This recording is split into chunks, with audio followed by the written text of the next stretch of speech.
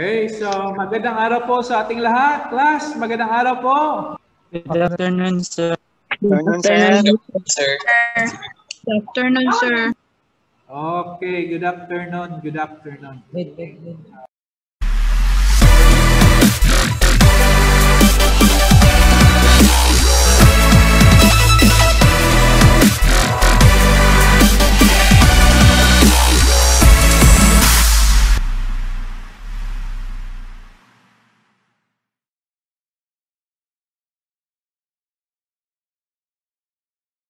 Network configuration is the process of setting, yun po, the process of setting a network's controls, flow, and operation to support the network communication. Yun po yun. To support the network communication of an organization and or network owner. Kung ano pong organization, halimbawa, school, office, o kung ano man, okay? So to support the process of setting the network's controls, flow, and operation, okay?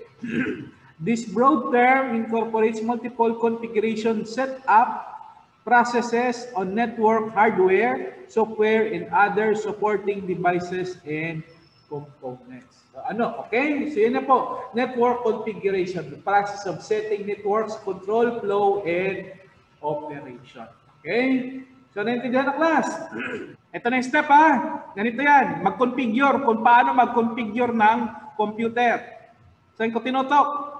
Saan ko tinutok? Yung mouse. Network access, sir. Or right-click. Right-click. Okay? So, right-click to. Ano to? Ano tawag dito? Sa blue na ito. Taskbar. Oh. Tapos dito sa My Network, right-click. Right-click ko. Tapos, right-click ko, tapos, ano papindutin ko? Naka-highlight yung ano? Open network. Open network. So, pindutin ko yung open network, right-click ko, open network. May lumabas, nakikita nyo? Nakikita nyo? May lumabas, wala? May lumabas, sir. Ano yung lumabas? Network. Network and sharing center. Tapos, saan ako nakatutok ngayon? Change Advanced sharing settings. Okay, click ko ito. I-click ko, ha. Click natin. Pag-click, ayan na. Click, nakikita nyo. Nasaan na tayo? Sa change sharing options for different network profiles. So, dito arrow, ipaibabala natin. Ito po, class, nakikita nyo, may mga arrow dyan sa gilid. Ayun, no? Arrow down, arrow down, arrow down. Nakikita nyo? Nakikita nyo yung mouse? Sir. Nakikita? Sir. Okay, good. May private po. Okay, so may private. Sa private na yan, ibig sabihin yan, ito po ang i-configure natin bago tayo mag-network. Kasi kung hindi po ito nakakonfigure, malamang walang connection yung computer mo. Hindi sila yung computer mo tsaka sa ibang computer, hindi po makikipag-communicate. Naintindihan? Naintindihan? Naintindihan? Minimize ko muna, ha? Minimize ko. Minimize. Okay? Minimize ko muna. Saan ako nakatutok ngayon? computer. Double-click ko yung computer. Double-click. Double-click ko yung computer. Okay na, nakita nyo na. Ayan, maximize ko. Yes, sir. I-click ko yung network, ha? Ayun. Naka-click kasi yung network. Pag-click ko yung network, ayan. Makikita nyo lahat ng computer na nandyan. Nandun si Lloyd. Nakita nyo si Lloyd? Yes, sir. Yes, sir. Yun. Now, paano po nangyari na ganito? Nakikita natin lahat ng computer. So, paano po yan? Itong laptop na to, itong computer natin, nakakonekta po sa network doon sa 3rd floor. Okay? So, ito po yung mga computer natin. Okay? So, paano po ang ginawa ko para makapunta tayo rito? Okay? So, close ko muna ito. Close natin. Balik tayo doon. Balik tayo dito sa minimize natin kanina. May klase ako. Kaya hindi ako nakapunta. Intindihan? Dito po sa private, tignan nyo, ha, private. I-open natin yung private. Private. Pag-click po natin ng private, meron pong, pakibasa, yung arrow. Mouse. Network discovery. Network discovery. Network discovery. Sa network discovery, sabi dyan, when network discovery is on, this computer can see other network computers and devices and is visible to other network computers. Naintindihan? Naintindihan? Kung naka-on daw ito, makikita natin yung mga ibang computer at makikita din tayo ng ibang computer. So turn on lang po natin yan, network discovery. Now dito, next, file and print sharing. When file and print sharing is on, files and printers that you have shared from this computer can be accessed by people on the network. Naintindihan? So turn on lang natin yung file and print sharing. Okay? Pag hindi po natin na-turn on yan, hindi po tayo makikipag-communicate ng ating files. Hindi po tayo makakuha ng ibang files. Hindi rin tayo makaprint doon sa server, sa printer. Naintindihan nyo? Dapat naka-turn on yan. Next. Next, pababa. Home group connection. So dito, typical Windows manages the connection to the other home group computers, but if you have the same user accounts and password on all of your computers, you can have home group use your account instead. Okay, so sabi dyan, dito lang ilagay, allow Windows to manage home group connection. Naintindihan na? Naintindihan? Yes, sir. Okay. Yes, sir. So tatlo po, ito po ay Windows 8. Windows 8. So Windows 8 po ito, tatlo po yung i-configure natin, private, guest, or public, and all networks. So yung private, na-configure na natin. Okay na? So, balik natin sa taas. In the next, guest, air, or public, o current profile. So puntahan din natin ito. Okay, so puntahan natin ito. The next, nandun yung nakalagay. May network discovery din siya. So turn on din natin yung network discovery. Tapos turn on din yung file and print sharing. Okay na.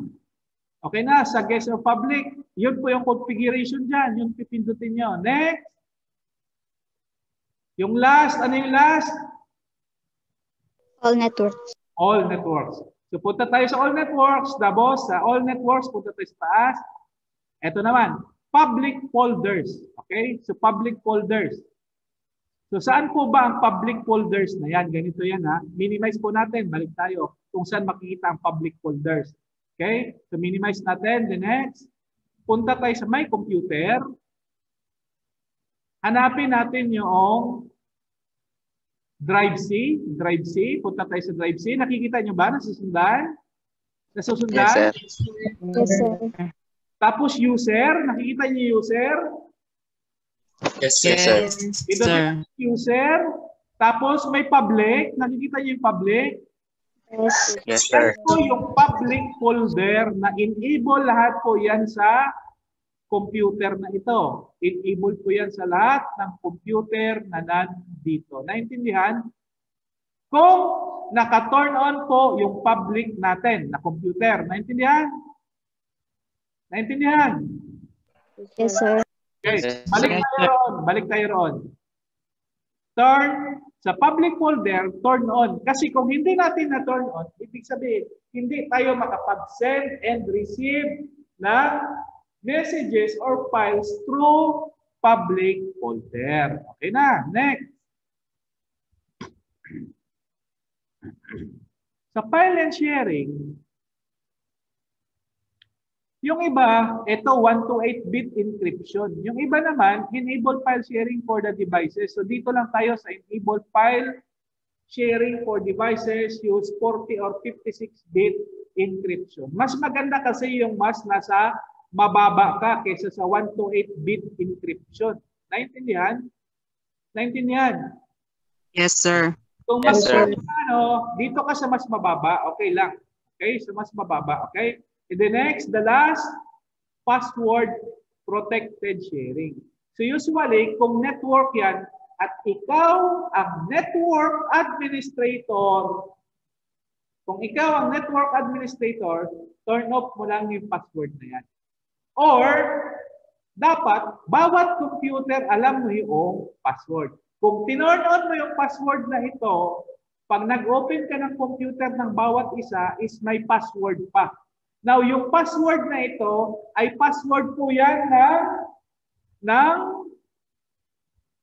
administrator. Di ba doon sa user? Di ba sa computer, pag nag-log off tayo ng computer, mayroong password? Ganito yan ha, punta tayo, magla-log off tayo. Pag nag-log off po tayo, nag-turn off ng computer natin, di ba mayroong administrator, mayroong ding user? Nakuha niyo yan? Naintindihan? Naintindihan nyo? Class? Yes, sir. Yes, sir. Naintindihan? Yes, sir. Di ba may mga Yes, sir. user? Di ba yung computer, halimbawa ito yung computer. Pwede ba rito maraming user? Yes, sir. Pwede, sir. Yes, sir. Ibig sabihin, kung iba-ibang user, iba-iba rin yung screen nila. Naintindihan? Naintindihan? Opo. Iba-iba Yes, rin sir. yung mga software. Okay, good. So, ibig sabihin ito, na turn on password na ito, ay password po yan ng administrator mismo. Yung administrator na yan na password ay kung mag-format ka ng computer, pag format mo ng computer, maglalagay doon ng right administrator password. Minsan hindi na nilalagyan. Naintindihan? So, yung password dito is password po yan ng administrator password ng computer na ito. Naintindihan? So, dito, tinurn off ko lang. And then, save changes. Ano po mangyayari kung i-turn on ko ito? Balikan natin ha. Turn on dito, use dito. Tapos, turn off public. Tapos dito naman sa guest in public, i-turn off natin. Tapos dito, turn off. Tapos dito sa private, turn off din natin. Turn off din dito. Tapos dito, use user account password to connect to other computers. And then, save changes. Ano pong mangyayari? Ano pong mangyayari? Tako, magsa-sign out later. Sign out later na lang. Okay? So ano pong mangyayari kung tinurn on natin yun, tinurn off natin lahat? Ano pong mangyayari kung tinurn off natin lahat? Babalik po siya sa default settings ng configuration. Naintindihan? So punta tayo rito sa network kung makikita pa niya. Kung makikita pa niya ang network. So nakalagay, nakita nyo? Plus, Yes, sir. Wala. kita nyo anong nangyari? Network discovery and file are turned off. Network computers devices are not visible.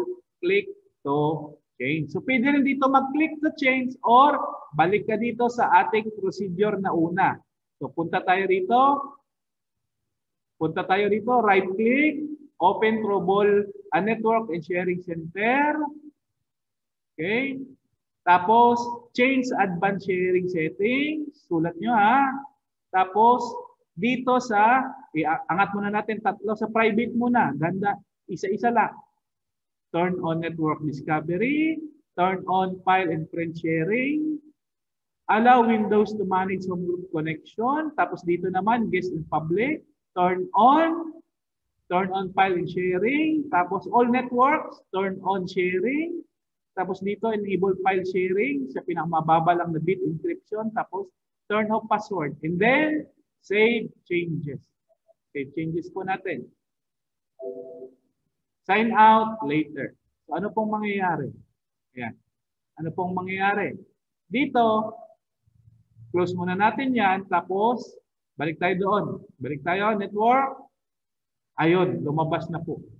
Ayan po, nagre-reading po. Habang nagre-reading po, ayun, lumabas na po. Ibig sabihin yun po yung configuration natin. Naintindihan? Ito po yung Lloyd natin. Naintindihan? Yes, sir. Yes, sir. Punta tayo rito kay server. Nandito ba siya, no? Sino ba nga nandito? Yung SA, sino ba yung nandito SA? Sagot. Sino yung SA natin dito nandun sa ibabaw, nagkaklase? Sino nga ba yung SA rito na IT? Ano pangalan?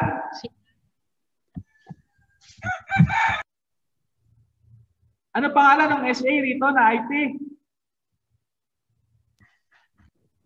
Wala, hindi nyo alam. Nandito siya, absent siguro siya. O baka absent, kaya mo na, absent yun. Ibig sabihin yan, ganito yan. Kung i-click natin to si J, sino ba yan? GHC na to, i-click natin, double click. Ayan, empty. Kasi hindi niya na-share yung folder niya. Hindi niya rin na-share niya yung public folder sa atin. Double click din natin sa Calvin. Kung ano makikita natin. Wala, ayun. Hindi po pwede kasi naka-turn on po yung password nito ni Calvin. Ganito po yan. Pag naka-turn on yung password ni Calvin, ganito po yung lalabas. Dito naman sa faculty. Close natin yan. Dito naman sa faculty. GCT Noy. Ayun o. Yun. May mga password po na lumabas kasi may mga password po. Diba? Naintindihan? Naintindihan? Class? Yes, Yes, sir. sir. Naintindihan nyo na? Para kayong ano eh, wala, parang boring kayo eh. Naintindihan nyo, network na nga ito eh. Turo na nga sa inyo eh. Oh, server, punta tayo kay server. Yan, ibig sabihin yan, may mga password po yan, kaya hindi natin mabuksan. PC server, punta natin. Ayun, si PC server ay nakikita nyo may password din. Dito naman, si PC server may password. Hindi po sila nabubuksan. Dito kay Lloyd, punta natin si Lloyd. Ayun. Pag pinuntahan mo si Lloyd, ayun, makikita mo yung user niya. Naintindihan? Tapos dyan sa loob ng user, dyan mo makita yung kanyang public folder. Ibig sabihin, maglalagay po tayo dyan ng public o mga, dito sa public documents, naglalagay po tayo ng documents para dyan po tayo kukuha ng file. Okay? So configuration pa lang po ito. Sa next meeting na is doon tayo peer-to-peer. Naintindihan nyo? Class, naintindihan? Yes, sir. Yes, sir. Okay, so naintindihan? O, close muna natin. Saan tayo pupunta? Ulitin. Punta tayo sa, ano tawag dito? Taskbar. Taskbar, sir. Tapos, right-click dito sa may parang computer. Right-click. Tapos, Open Network and Sharing Center. Tapos, Change Advanced Sharing Settings. Pindutin. Tapos, angat lang natin to. Tapos, kung Windows 8 po, makikita natin private, guest or public, and then all networks. Then sa private, yun po ang i-configure natin sa private. Then next, sa guest po, i-configure din natin. Basahin nyo lang. And then, lastly is the all networks. I-configure din po natin. Base dyan. Okay? Okay? Class, naintindihan na. So, yun na po. Yes, sir. Yes, sir. Yes, sir. Of chapter 5. Ay, kung paano mag-configure. Naintindihan? So, ito po ang configuration ng computer. Okay? Ito po ang configuration ng network. Okay? Naintindihan, class? Tanong. Kayo naman magtanong. Tanong na po kayo. Paano man na? Oh, ito na lang tanong. Paano, sir, pag hindi ko na turn on yung network discovery? Ano mangyari? Hindi siya makikita ng ibang ano, sir. Not visible, sir. Yes, ayun na nga. Not visible. Yun. Good. Yun dapat. Paano pag hindi ko na turn on yung file and print sharing? Hindi ka makakapag-share ng file, sir. At Yes. Paano pag hindi ko na turn on yung public folder? Hindi makita ng folder, sir. Yes, hindi makikita yung public Folder. Eto, pag may password, tinurn on ko yung password ko. Kailangan, sir, ng username at password para makakonect Yun lang naman yun eh. Ganun kasi. or maka-open. Pinakita ko na sa inyo kanina, naintindihan? Tandaan nyo, yun lang po yung configuration ng computer. Naintindihan? Naintindihan? Yes, sir. Okay. Sir.